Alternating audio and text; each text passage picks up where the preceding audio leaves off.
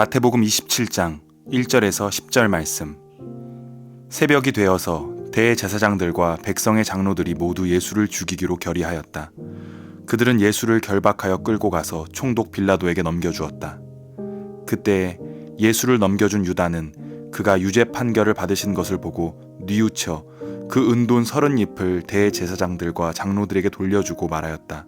내가 죄 없는 피를 팔아 넘김으로 죄를 지었소. 그러나 그들은 그것이 우리와 무슨 상관이요? 그대의 문제요. 하고 말하였다. 유다는 그 은돈을 성전에 내던지고 물러가서 스스로 목을 매달아 죽었다. 대제사장들은 그 은돈을 거두어 말하였다. 이것은 핏값이니 성전 금고에 넣으면 안 돼요. 그들은 의논한 끝에 그 돈으로 토기장이의 밭을 사서 나그네들의 묘지로 사용하기로 하였다.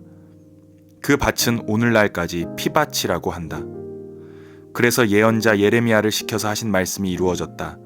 그들이 은돈 30잎 곧 이스라엘 자손이 값을 매긴 사람의 몸값을 받아서 그것을 주고 토기장의 밭을 샀으니 주님께서 내게 지시하신 그대로다. 어제는 베드로의 이야기를 살펴보았습니다. 베드로는 예수님을 부인하고 심지어 예수님을 저주했지만 다구는 소리를 듣고 예수님의 말씀이 생각나 슬피 울며 회개했습니다. 그리고 결국 베드로는 훗날 주님의 교회를 든든히 세우는 반석과 같은 인물이 됩니다. 오늘 읽은 말씀에는 가룟 유다에 대한 이야기가 나옵니다.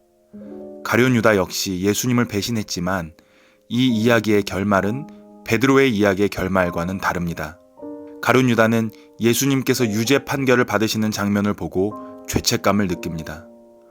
오늘 읽은 말씀에서 유다가 뉘우쳐 그가 받았던 은돈 30잎을 대제사장들과 장로들에게 돌려주었다고 기록되어 있습니다. 여기서 뉘우쳤다라고 번역된 메타멜로마이는 후회하다라는 뜻입니다. 가룟 유다는 죄책감을 느꼈고 자신의 잘못을 후회했습니다. 그는 자신의 죄책감을 조금이라도 희석시켜 보고자 자신이 받은 돈을 대제사장들에게 돌려주려고 합니다. 하지만 대제사장들은 그것이 우리와 무슨 상관이요? 그대의 문제요. 라고 대답합니다. 죄책감에 시달리던 유다는 결국 스스로 목을 매다는 극단적인 선택을 합니다. 가룟 유다가 이처럼 비참한 최후를 맞이하게 된 이유는 무엇일까요? 그가 예수님을 팔아 넘겼기 때문일까요? 이에 대해서 우리가 생각해 보아야 할 것이 있습니다. 초대교회에는 3명의 지도자가 있었습니다.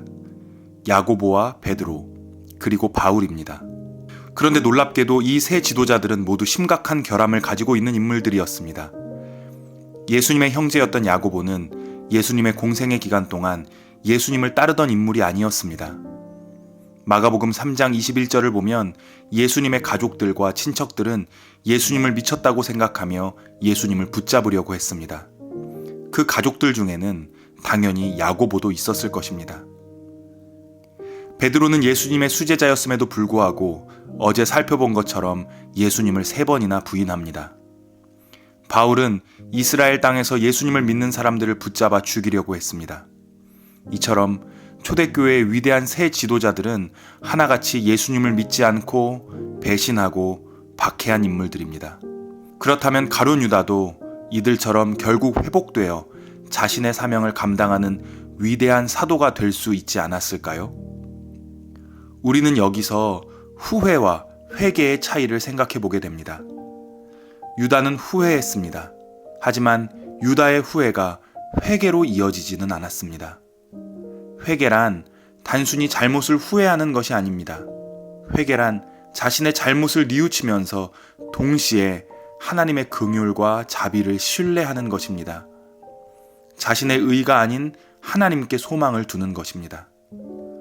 안타깝게도 유다는 후회했지만 회개에까지 나아가지는 못했습니다. 예수님께서는 제자들과 마지막 만찬을 나누실 때 유다가 예수님을 팔 것이라는 사실을 알고 계셨음에도 유다에게 떡과 포도주를 동일하게 나눠주지 않으셨습니까? 하지만 유다는 하나님의 그 용서를 신뢰하지 못했습니다.